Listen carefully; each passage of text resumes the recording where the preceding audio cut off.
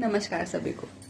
आज की जो मेरी कविता है वो महज एक कविता नहीं है, वो एक ऐसा संवाद है, अनकहा सा संवाद जो एक पिता और पुत्र के बीच में है, जिसमें जो पुत्र है अपने दिल की कुछ बातें हैं जो अपने पिता से कहना चाहता है, जो उनके सामने से वो कभी साझा नहीं कर पाया।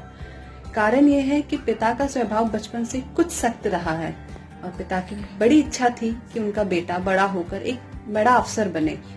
कोशिश भी की उसने, पर कुछ कारणों से वो नहीं बन पाया।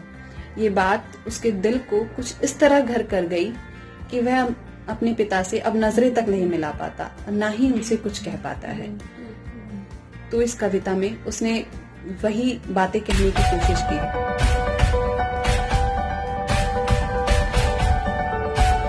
तो कविता कुछ इस तरह है। मैं इसलिए भी आपसे कुछ नहीं कह पाता, मैं इसलिए भी आपसे कुछ नहीं कह पाता। मेरे अंदर का एक मलाल है जो मुझे हर बार है रोक देता। मैं इसलिए भी आपसे कुछ नहीं कह पाता कि चाहकर भी मैं आपके अरमान ना पूरे कर पाया, कि चाहकर भी मैं आपके अरमान ना पूरे कर पाया, ना ही हर बच्चे की तरह मैं बन पाया आपका साया।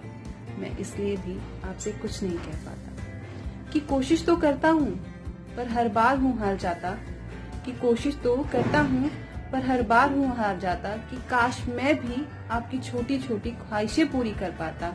मैं इसलिए भी आपसे कुछ नहीं कह पाता। डरता हूँ जो एक आंसू छुपा है वो छलक न जाए, जो एक दरिया भरा है दिल में वो उमड़ न जाए। मैं इस डर से आपसे नजरें तक नहीं मिला पाता।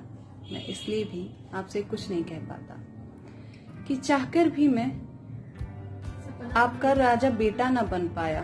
बस मेरा यही मलाल मुझे हर बार है रोक देता।